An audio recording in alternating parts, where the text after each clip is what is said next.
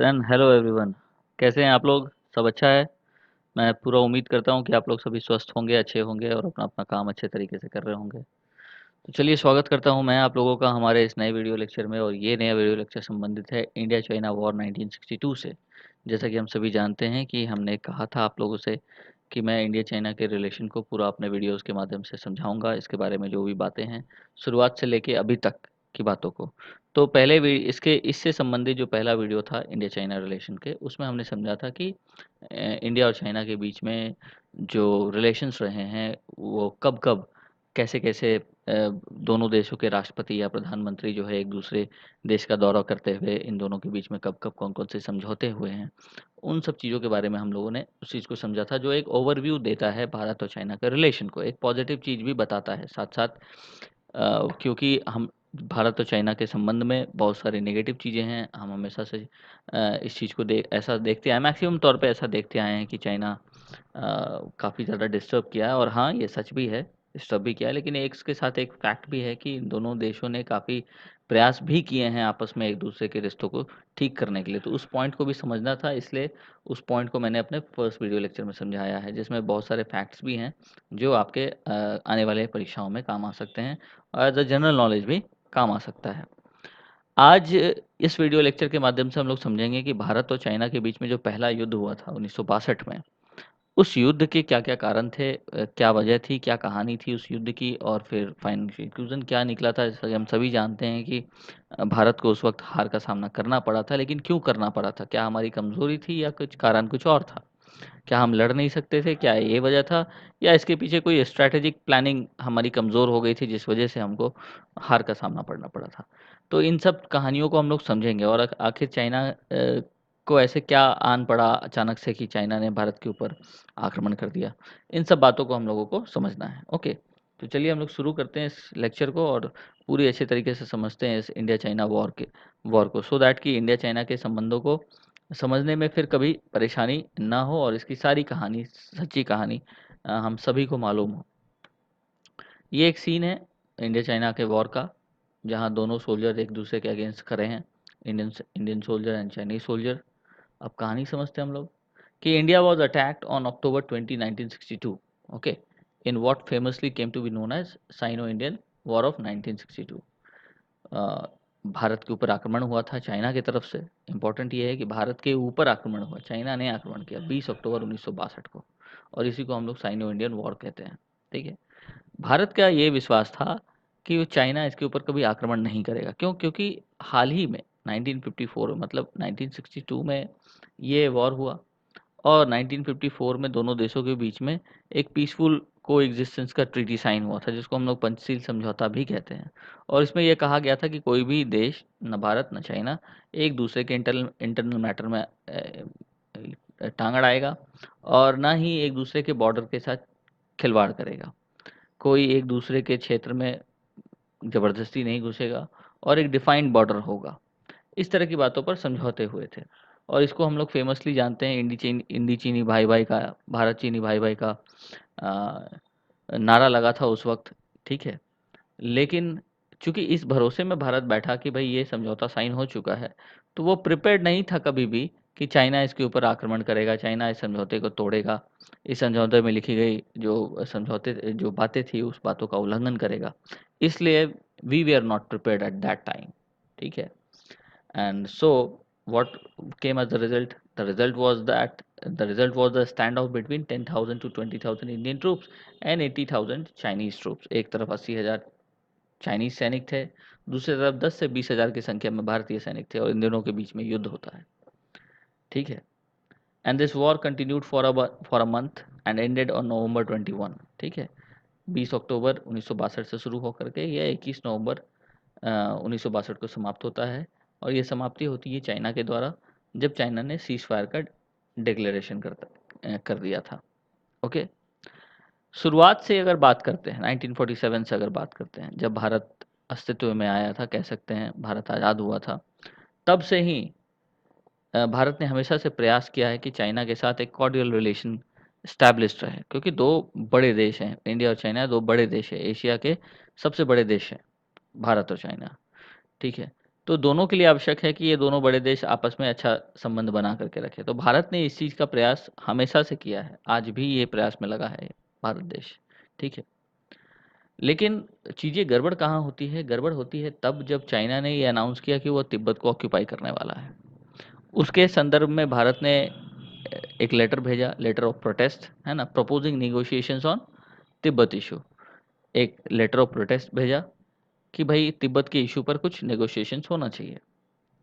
China ने इसका जवाब इस प्रकार से दिया कि उसने अक्साई चीन बॉर्डर के ऊपर अपने सैनिक की तैनात करने शुरू कर दिए। ठीक है, ये बात चाइना को बर्दाश्त नहीं हुआ कि भारत उसके इंटरनल मैटर में क्यों हस्तक्षेप कर रहा है। तिब्बत को चाइना समझता था कि वो उसका अंग है, जबकि तिब्बत अपने आप को चाइना से हमेशा अलग समझता आया है और वो कभी भी चाइना में नहीं मिलना चाहता था।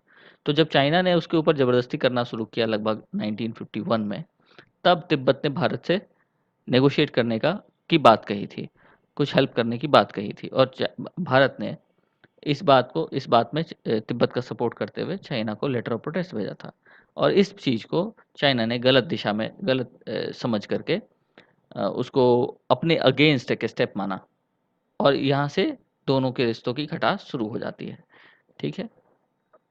इंडिया का कंसर्न हमेशा से चाइना के साथ रहा है। वो हमेशा से चाहा है कि चाइना के साथ एक अच्छे संबंध रहे। इस बात का रिफ्लेक्शन हम इस चीज़ में देख सकते हैं कि जब जापान के द्वारा एक पीस ट्रीटी पर कॉन्फ्रेंस बुलाया गया था और उसमें चाइना को नहीं बुलाया गया था, तो भारत ने भी उसमें पार्टिसिपेट नहीं किया। ओके, तो ये दर्शाता है कि वो चाइना के साथ किस प्रकार खड़ा था। इसके अतिरिक्त भारत ने हमेशा इस बात का प्रतिनिधि करने के लिए भारत हमेशा तैयार रहा है कि चाइना को विश्व के अन्य देशों से जोड़ा जाए, क्योंकि चाइना हमेशा से आइसोलेटेड रहा है बहुत सारे मुद्दों पर विश्व से, ठीक है, अकेला रहा है। तो भारत ने इस चीज़ का हमेशा से प्रतिनिधि करना चाहा है कि चाइना को भी विश्व के सभी चीज़ों के में भाग बनाया जाए, ठीक है। तो ये बताता है कि भारत किस प्रकार से तत्पर रहा है चाइना के साथ अच्छे संबंध बनाने के लिए। ये प्रयास भारत देश का आज भी जारी है, लेकिन चाइना ही है जो नहीं चाहता कि अच्छे संबंध बने। ओके, अभी रिसेंटली न्यूज़ में आया कि अभी हमारे भारतीय प्रधानमंत्री नरेंद्र मोदी जी लद्दाख गए हैं और उन्होंने वहाँ से कहा है कि विस्तारवादी जो भी सिद्धांत रहा है या विस्तारवादी सोच जब भी रहा है तो उसका नाश हुआ है। चाइना ने इस बात को अपोज करते हुए कहा है कि वो कभी भी विस्तारवादी सोच का रिजल्ट नहीं रहा है, विस्तारवादी का उसने कभी भी समर्थन नहीं किया। तो ये बातें समझ सकते हैं, विस्तारवादी मतलब अपने चीज़ों को हमेशा विस्तार करना। मोदी जी ने विस्तारवाद की बजाय विकासवाद की बात कही है। चाइना ने इस बात को नकारते हुए कहा है कि वो कभी भी विस्तारवाद का समर्थन नहीं किया, जबकि ये सच नहीं है। चाइना का रिश्ता जो रहा है, चाइना के जो अप्रोच रहा है, वो विस्तारवादी अप्रोच ही रहा है शुरू से, ठीक है। और यही चीज़ हमको यहाँ भी देखने को मिल रहा है कि किस प्रकार जबरन वो तिब्बत के ऊपर अपना क्षेत्र विस्तार करना चाहता था और तिब्बत ने इसका विरोध किया था, जिसका साथ भारत ने दिया था। ओके, और इसी के कारण भारत और चाइना के रिश्ते जो थे वो बिगड़ गए वहाँ से। 1954 में China and India concluded 5 principles of peaceful coexistence under which India acknowledged Chinese rule in Tibet. Okay. It was at this time when former Prime Minister of India Jawaharlal Nehru promoted slogan Hindi चीनी भाई भाई। Okay, और इसी समय 1954 में जब पंचशील समझौता हुआ था तो प्रधानमंत्री हमारे उस वक्त के पंडित जवाहरलाल नेहरू जी ने हिंदी चीनी भाई भाई का स्लोगन को प्रमोट किया था और ये बताने का प्रयास किया था कि भारत और चाइना हमेशा अच्छे भाई हैं, अच्छे दोस्त हैं और इन दोनों के बीच का समझौता हमेशा रिलेशन हमेशा अच्छा रहेगा। लेकिन फिर क्या हुआ कि 1954 में ही जुलाई के महीने में नेहरू जी ने एक मेमो लिखा, है ना, कि भारत के मैप का रिवीजन होना चाहिए ताकि डेफिनेट बाउंड्रीज जो हैं उसका पता चल सके मैप में, है ना, जितने भी फ्रंटियर्स है इंडिया और चाइना का। लेकिन चाइनीज़ मैप ने क्या किया, चाइनीज़ लोगों ने क्या किया कि वहाँ के लोगों ने मैप इशू किया और उस मैप में लगभग 1,20,000 स्क्वायर किलोमीटर की जो भारतीय भूमि थी उसको चाइनीज़ क्षेत्र बताया, ठीक है। और जब हमारे तरफ से मतलब भारत के साइड से जब ये क्वेश्चन किया गया तो जाओ इनलाई, ठीक है, इनकी चर्चा हम लोग पहले वीडियो लेक्चर में कर चुके हैं, जो चाइना की तरफ से इसके फर्स्ट प्रीमियर थे, है ना, first premier of People's Republic of China, ने रिस्पॉन्ड किया कि भाई ठीक है, मैप में कुछ एरर्स हैं। ओके, ये पूरी कहानी है। लेकिन इसके ठीक विपरीत जो वहाँ के top People's Republic of China के एक लीडर थे, टॉप लीडर थे, उनका नाम था माओ जेडोंग, ने ये महसूस किया कि felt humiliated by the reception Dalai Lama obtained in India. और इस बात से वो उन्होंने एक ह्यूमिलिएशन के तौर पे इस बात को लिया कि दलाई लामा का स्वागत जितने अच्छी तरीके से, जितने प्रेम भाव से भारत ने, गर्मजोशी के साथ भारत ने उनको स्वागत किया था जब वो तिब्बत से निकल के भागे थे 1959 में, और उनका उनको शरण दिया था भारत देश ने। इस बात को माओ जेडोंग ने एक ह्यूमिलेशन के तौर पर लिया पीपल्स रिपब्लिक ऑफ चाइना के लिए। And at the same time Mao stated that the Lhasa rebellion in Tibet was caused by Indians and thus tensions increased between the two nations। और उसी समय माओ ने ये बात कहा कि जो लासा रिबिलियन हुआ था, लासा मतलब जो तिब्बत की राजधानी थी, वहाँ पे जो विद्रोह हुआ था, वो विद्रोह सिर्फ उस विद्रोह के वजह भारतीय थे, और इसीलिए इंडिया और चाइना के बीच में टेंशन्स बढ़ गए थे। तो ये सारा इल्ज़ाम भारत देश पे लगा दिया इन्होंने, माओ। अब लासा रिबेलियन एक्चुअली में था क्या, इस बात को समझते हैं कि ये क्या सही में इसमें भारत इन्वॉल्व था, भारत के कारण हुआ था, या फिर तिब्बत और चाइना की अपनी लड़ाई थी ये, ठीक है। और भारत ने क्या किया, भारत ने बस वहाँ से आए शरणार्थियों को अपने पास रहने का जगह दिया, दलाई लामा को अपने रहने का जगह दिया, और उनके पीछे-पीछे जो इनके अनुयायी थे, बौद्ध धर्म के अनुयायी थे, वो जब भारत आए तो उनको रहने के लिए यहाँ पर जगह दिया, ठीक है। इसका चाइना ने इस चीज़ को गलत तरीके से रहा। चाइना को लगा कि भारत तिब्बत को अपने हिस्से में करना चाहता है, उसका उसका दिल जीत करके, और जबकि चाइना चाहता था कि तिब्बत का जो हिस्सा है वो चाइनीज़ के अंतर्गत आए, चाइना के अंतर्गत आए। और इस चीज़ को गलत तरीके से समझते हुए, भारत के ऊपर इल्ज़ाम लगाते हुए वॉर का एक बहाना ढूँढ लिया चाइना ने। Okay. Now China's occupation on Tibet began nearly a decade before, ठीक है। 1959 में ये बात हुई थी, ठीक है। 1959 में जब दलाई लामा भारत आए थे और भारत में इनका स्वागत हुआ था, और चाइना इसका विरोध करना शुरू कर दिया था। लेकिन आखिर दलाई लामा भारत आए क्यों, तिब्बत को छोड़ करके? तो इसकी कहानी समझने के लिए हम लोगों को लगभग 10 साल पीछे जाना पड़ेगा, ठीक है। कि China occupation of Tibet began nearly a decade before in October 1950। Tibet के ऊपर ये अपना ऑक्यूपाई करना 1950 में ही शुरू कर दिया था, जब when troops from its people liberation army PLA invaded the country, ठीक है। जब पीपल लिबरेशन आर्मी ने तिब्बत पर आक्रमण किया था। barely 1 year after communist gained full control of mainland China, और हार्डली 1 साल ही बीता था, उसके बाद ही ये चीज़ें शुरू हो गई थी। 1949 में चाइना का निर्माण हुआ था, फॉर्मेशन हुआ था, और 1 साल के बाद उसने तिब्बत पे आक्रमण करने के अपना इस एजेंडा को के ऊपर काम करना शुरू कर दिया उन्होंने। The Tibetan government gave into Chinese pressure the following year, signing a treaty that ensured the power of His Holiness the Dalai Lama, the country's spiritual leader, over Tibet's domestic affair। और तिब्बत के government ने China के साथ एक समझौता किया finally 1951 में, Chinese pressure के अंतर्गत आते हुए। और ये निर्धारित हुआ कि जो दलाई लामा हैं, वहाँ के जो सबसे उच्च उच्च व्यक्ति, स्पिरिचुअल लीडर हैं, वो ही सारा पावर को देखेंगे, जो तिब्बत का डोमेस्टिक अफेयर होगा उसके संदर्भ में। ये समझौता साइन हुआ चाइना और तिब्बत के बीच में, ठीक है।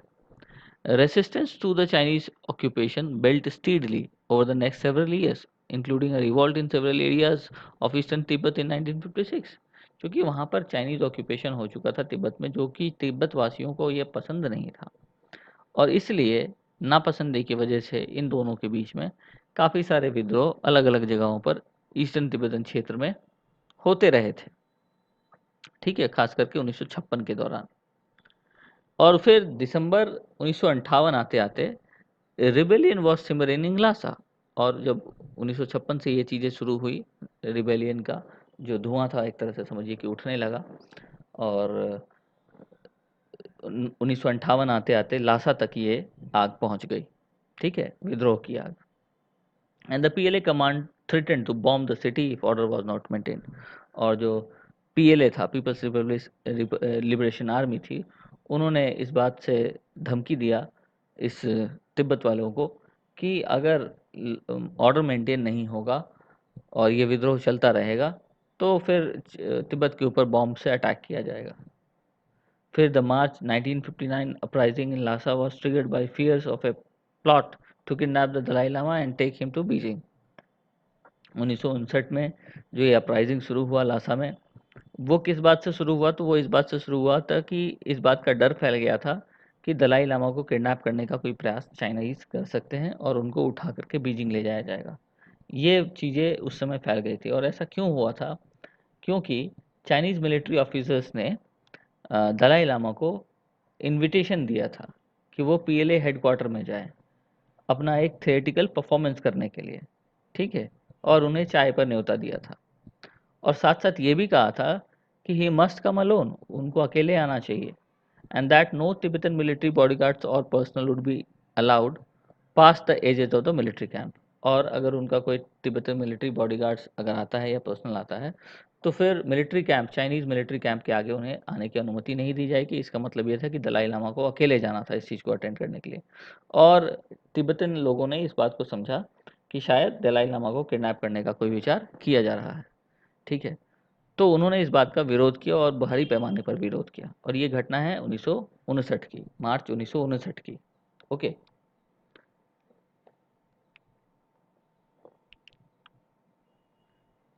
10 मार्च को, है ना, लगभग 3 lakh loyal Tibetan surrounded Norbulingka palace, preventing the Dalai Lama from accepting the PLA invitation. 10 मार्च को तिब्बतन जो लॉयल तिब्बतन्स थे, उन्होंने नॉर्बोलिंका पैलेस को चारों तरफ से घेर लिया, इस बात को सुनिश्चित करने के लिए कि दलाई लामा पीएलए के उस इनविटेशन को स्वीकार ना करे। फिर मार्च 17 तक Chinese artillery was aimed at the palace. मार्च 17 आते आते चूंकि ये बात चाइना के अगेंस्ट था, ठीक है, तो चाइना ने अपने गोले दागने शुरू कर दिए अपने तोपों से इस पैलेस पर, जहाँ पर उनको घेर करके रखा गया था, इनफैक्ट सुरक्षित रखा गया था, ताकि वो चाइनीज़ के साथ कोई समझौता करने नहीं जाए, उनके बुलावे पर ना जाए। And the Dalai Lama was evacuated to neighbouring India, और इसीलिए दलाई लामा को भारत ले आया गया था उनको बचाने के लिए, क्योंकि चाइना ने इस पैलेस में जहाँ दलाई लामा थे उसके ऊपर बॉम्ब से आक्रमण शुरू कर दिया था। और इसके बाद ही fighting broke out in Lhasa 2 days later with Tibetan rebels hopelessly outnumbered and outgunned. और इसके तुरंत बाद लासा में लड़ाई शुरू हो गई चाइना और तिब्बत के बीच में। और तिब्बतन आर्मी, सीधी सी बात है, उस समय संख्या में तो ऑब्वियसली कम थी और इनके पास अस्त्र शस्त्र भी नहीं थे, इसलिए मारे गए, बहुत सारे तिब्बतन आर्मी उस वक्त मारे गए। फिर early on March 21 the Chinese began shelling Norbulingka. और मार्च 21 आते आते नोबुलिंका पर चाइनीज आर्मी ने शेलिंग करना शुरू कर दिया, ठीक है, तोप गोलों से बारिश करना शुरू कर दिया, slaughtering tens of thousands of man, और बहुत सारे लोग मारे गए, women children still camped outside, ठीक है, और बहुत सारी औरतें बच्चे भी परेशान हुए, and they were to camp outside. In the aftermath, the PLA cracked down on Tibetan resistance, executing the Dalai Lama's guards and destroying Lhasa's major monasteries along with thousands of their inhabitants. ठीक है। और फिर बाद में क्या हुआ, इसका result क्या हुआ, परिणाम क्या हुआ इस युद्ध का, कि तिब्बत का जो रेसिस्टेंस था, जो उनका विरोध था, उसको वो पीएलए ने तोड़ दिया। और फिर दलाई लामा के जितने भी गार्ड्स थे और जितने भी मोनास्ट्रीज थी लासा में, है ना, उन सारे मोनास्ट्रीज को तोड़ दिया और वहाँ के जितने भी इनहैबिटेंट्स थे उन सबको मार गिराया चाइना ने। तो इस तरह का युद्ध आप समझ सकते हैं कि तिब्बत और चाइना के बीच में हुआ था। किस मुद्दे को लेकर के हुआ? कि भारत ने दलाई लामा को अपने अपने देश में बना दिया और चाइना चाहता था कि तिब्बत जो है उसका हिस्सा हो, और तिब्बतन लोग जो थे वो चाइना का विरोध कर रहे थे। इसके लिए चाइना और तिब्बत में एक घमासान होता है, दलाई लामा इनमें इन्वॉल्व है, दलाई लामा के लिए होता है, दलाई लामा भारत आ जाते हैं और सपोर्ट भारत देता है उसको। तो इसके कारण भारत के साथ भी जो रिश्ते थे चाइनीज़ के, वो ख़राब हो जाते हैं।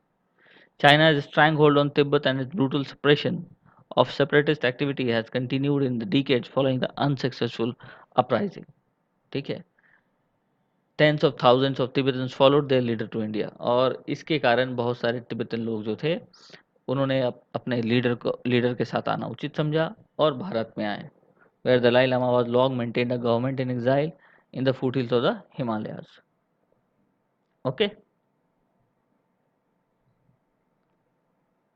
China's perception of India as a threat to its rule of Tibet became one of the most important prominent reasons for the Sino-Indian War। और यहाँ से आप समझ सकते हैं चाइना ने ये सोचा कि इंडिया एक तरह का थ्रेट है क्योंकि तिब्बत को सपोर्ट किया है, और यही कारण बन गया, one of the most prominent reason बन गया साइनो इंडियन वॉर का। दूसरे शब्दों में अगर कहा जाए तो we can say that the leading cause for the 1962 war was China's perception that India was meddling its internal affairs in Tibet। और जो जो साइनो इंडियन वॉर था 1962 का, इसका मुख्य कारण आप यहाँ से बता सकते हैं कि चाइना ने ऐसा सोचा कि भारत जो है उसके इंटरनल अफेयर्स में दखल-अंदाज़ी कर रहा है, जो चाइना को बर्दाश्त नहीं हुआ और उसने भारत के ऊपर आक्रमण कर दिया। उसे डर था कि अगर भारत तिब्बत को सपोर्ट करता है तो कहीं ऐसा ना हो कि तिब्बत का क्षेत्र जो है वो भारत में मिलने के लिए तैयार हो जाए, जबकि चाइना चाहता था कि तिब्बत का क्षेत्र भारत के हिस्से में आए। स्ट्रैटेजिक इम्पोर्टेंस है इस एरिया का, ठीक है, बहुत सारे माउंटेन पासेस है यहाँ पर, हिमालय की श्रेणी है यहाँ पर, और हिमालय की श्रेणी के साथ साथ बहुत सारे पासेस है जो भारत में आने का रास्ता सुनिश्चित करते हैं। 350 Chinese troop surrounded an Indian post at Chushul, जो कि लेह में है, and announce through loud speakers to convince the Gorkhas that they should not be fighting for India. लगभग 350 चाइनीज सैनिकों ने इंडिया का पोस्ट जो चुशुल में था उसको घेर लिया और लाउड स्पीकर के माध्यम से ये अनाउंसमेंट किया कि गुरखा जो है वो भारतीयों की तरफ से ना लड़े। ठीक है, हम सभी जानते हैं कि गुरखा कमांडो जो है, गुरखा रेजिमेंट जो है वो इंडियन आर्मी का सबसे स्ट्रॉन्गेस्ट रेजिमेंट में से है, स्ट्रॉन्गेस्ट सोल्जर्स में से हैं, और इनकी बहुत सारी तारीफ हम ऑलरेडी सुन चुके हैं। मनोज पांडे गुरखा रेजिमेंट से ही थे, जो कारगिल युद्ध में उनका काफ़ी बहादुरी के किस्से हम लोगों ने सुना है। ठीक है, तो गुरखा कमांडोज जो है वो हमेशा से अव्वल आते हैं। पहाड़ी लोग होते हैं, पहाड़ पे चलने के लिए, पहाड़ पे युद्ध करने के लिए काफ़ी फेमस होते हैं। ठीक है, इनकी बहुत सारी कहानियाँ हैं, बहुत फेमस कहानियाँ हैं, और सबसे बहादुर माने जाते हैं। तो चाइनीज़ आर्मी ने क्या किया, लाउड स्पीकर के माध्यम से इनको भड़काने का प्रयास किया और इनको भारत के साथ लड़ने से मना किया। ठीक है, ये इनकी नीति थी। अक्टूबर 20 1962 की बात करें, अक्टूबर 20 1962, तो China's People's Liberation Army invaded India in Ladakh. Finally 20 October 1962 को जो चाइना पीपल्स लिबरेशन आर्मी थी उन्होंने भारत के ऊपर आक्रमण किया लद्दाख में, and across the McMahon line in the north east frontier agency. और फिर दूसरी तरफ आक्रमण किया मैकमोहन लाइन, कहाँ है ये, तो नॉर्थ ईस्ट फ्रंटियर एजेंसी जो आज का अरुणाचल प्रदेश है वहाँ पर। तो दो जगहों पर आक्रमण हुआ भारत के ऊपर, एक लद्दाख में, दूसरा अरुणाचल प्रदेश में, उस समय के मैकमोहन लाइन और नॉर्थ ईस्ट फ्रंटियर एजेंसी के पास। Until the start of the war, the Indian side was confident the war would not be started and made little preparation। और जब ये युद्ध शुरू हुआ था तब तक भी भारतीय जो साइड था वो इस बात से कॉन्फिडेंट था कि वॉर नहीं होगा, और इसलिए उन्होंने कोई प्रिपरेशन वॉर का नहीं किया था। And thinking this, India deployed only 2 division of troops in the region. और इस बात को समझते हुए, इस बात को विश्वास करते हुए, या इस बात से भ्रमित होते हुए, भारतीयों ने केवल 2 डिवीजन ऑफ ट्रूप स्थापित किए थे जिस क्षेत्र में ये युद्ध हो रहा था, जबकि चाइना भारत के अपोजिट लगभग 3 रेजिमेंट को पोजीशन किया था। ट्रूप में और रेजिमेंट में फ़र्क होता है, रेजिमेंट में ट्रूप्स होते हैं लेकिन उसकी जो संख्या होती है वो काफ़ी अधिक होती है, ट्रूप्स में संख्या जो होती है कम होती है। ठीक है, तो इन्होंने, चाइनीज़ ने 3 रेजिमेंट सेटअप किया था, जबकि भारत पूरी तरह से तैयार था भी नहीं, वो कभी सोचा भी नहीं था, और इसके लिए बस एक छोटे-मोटे चीज़ों के लिए कुछ ट्रूप्स को वहाँ पर, लगभग 2 ट्रूप्स को वहाँ पर तैनात करके रखा था। इसके विपरीत में चाइना के लगभग 3 रेजिमेंट पोजीशन किए गए थे।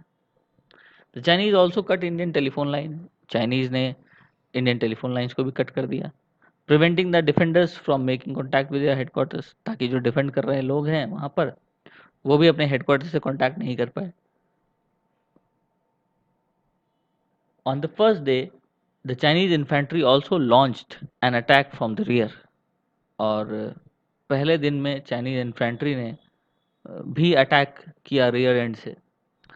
The continued losses force the Indian troops to escape to Bhutan. और इस तरह से जो लगातार नुकसान पे नुकसान हो रहा था भारतीयों का, भारतीय सैनिकों का, उसके कारण वो मजबूर हो गए कि वो भूटान चले जाएं।